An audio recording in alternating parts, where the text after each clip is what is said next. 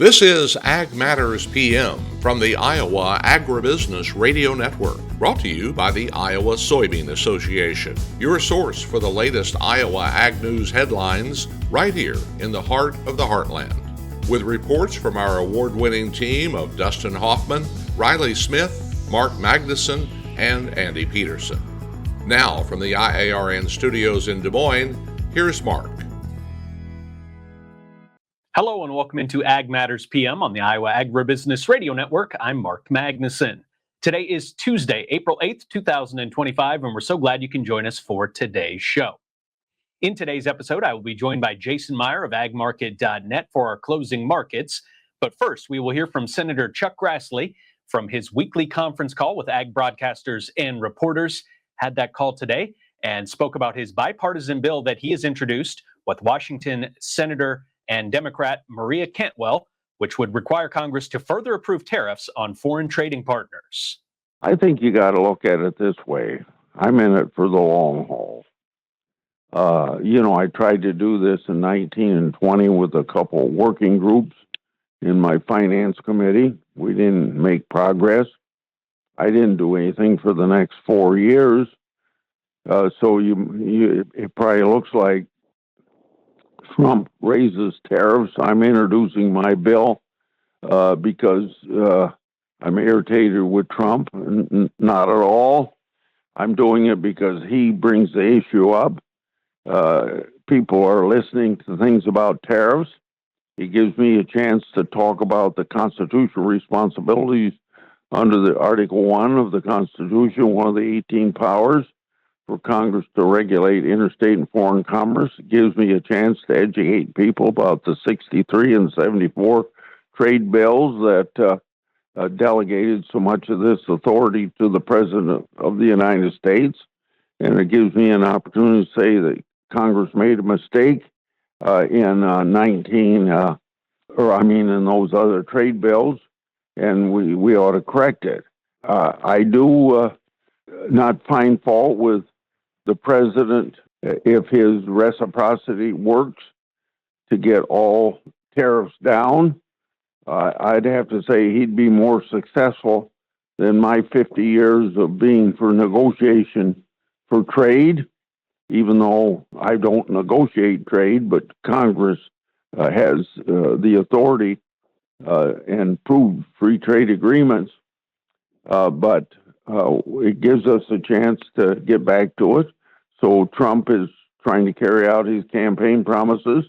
And I know it may shock people that a politician wants to do in office what he said he was going to do during the campaign, but Trump, not only on tariffs, but on everything else, is delivering on it. I just hope he's successful. If he is, I'm going to applaud him. If he isn't, I can say, I told you so. That was United States Senator Chuck Grassley with his weekly conference call this morning, answering questions from farm broadcasters and reporters. Coming up, it is time for the closing markets. I will be joined by Jason Meyer of agmarket.net. But first, a word from our sponsor, the Iowa Soybean Association and the Soybean Checkoff.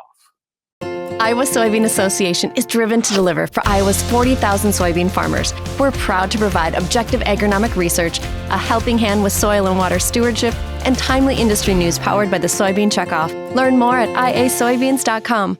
It's time now for the closing markets on Ag Matters PM, and I'm joined now by Jason Meyer of agmarket.net. Jason, what did we see happen in the ag trade today as far as the grains are concerned?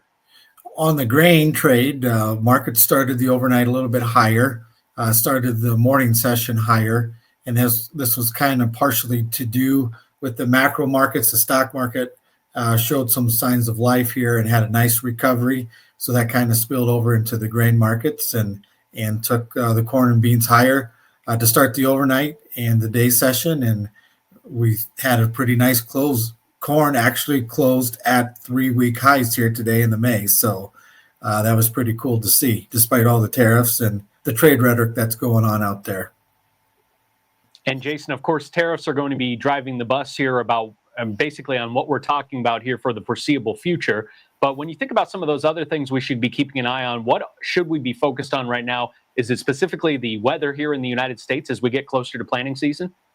Yeah, definitely the weather for sure. So we're thinking we're going to plant 95 million acres of corn. but you look at the Eastern Corn Belt and how much rain that they've gotten, it's awfully early, but you could start to argue that maybe we're going to start to see some planting delays, especially with them drying out in the Eastern Corn Belt here. We still have pretty good exports on corn. And then when you talk about South America, Brazil, they're suffering a corn crop. They're getting a little bit of rain, but they definitely need some more to finish their crops. So there's still some uncertainty in the corn market, and I think that's why we're at 3-week highs on old crop corn here. So let's go over to the other side of the ag marketplace now in the livestock complex. What's happening with the trade for cattle and hogs? Cattle and hogs started the morning session off on fire here. Just with the stock market was up over 1,000 points. Then as the day progressed, Trump put on 104% tariffs on China. So that took the cattle and hog markets well off its highs. And hogs closed a little bit lower and cattle was mixed on the day here. But definitely the threat of China not being able to buy some of our U.S. meat due to high tariffs has a negative tone to the marketplace. And Jason, we talk about the relationship all the time about the stock markets and the livestock side of the ag marketplace and how those two typically move kind of in tandem. Well, here in this period of extreme volatility for both of those, we have seen kind of that relationship really in focus, that relationship between the overall markets and the livestock side of the markets, haven't we? There has been a really strong correlation recently. We had kind of separated maybe the cattle in the stock market a couple weeks ago, but that's come back together as the stock market's gone down. That's led the cattle market down pretty fast as well. So, Jason, a lot happening right now, a lot to keep track of. I know agmarket.net has a lot of resources to help out our viewers and listeners. What's the best way for them to get in touch to find out more? Check us out at agmarket.net and give myself or one of my teammates a call, and we'll be happy to help you. Jason, thanks so much for the time here today. Appreciate it, and have a great rest of your week.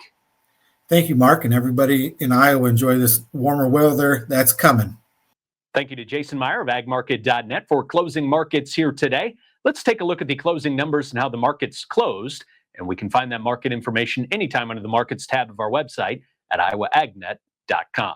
May corn closes up 4.5 at $4.69 even. May soybeans up 9 3/4 at $9.92 3/4. May soybean meal up $2.60 at $2.91 even. May soybean oil down 21 cents at $44.94. Chicago wheat up 3.5 at $5.40 even. Minneapolis wheat up 7 cents at $6.01 even. Kansas City hard red wheat up 2 1/4 at $5.61 1/2. May oats down 6 3/4 at $3.30 even.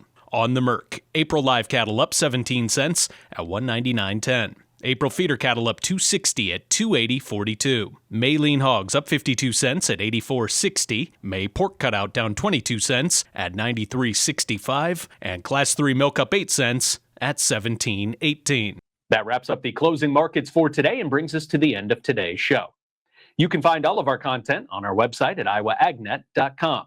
You can follow us on social media at Facebook, X, TikTok, and LinkedIn. And you can listen to our morning, midday, and closing market podcast wherever you find your favorite podcast at Apple, Amazon, Google, Spotify, and Podbean. You can also find our daily episodes of our Iowa Ag Matters podcast. From the Iowa Agribusiness Radio Network studios in Des Moines, I'm Mark Magnuson. For Riley Smith, Dustin Huffman, and Andy Peterson, we thank you for watching.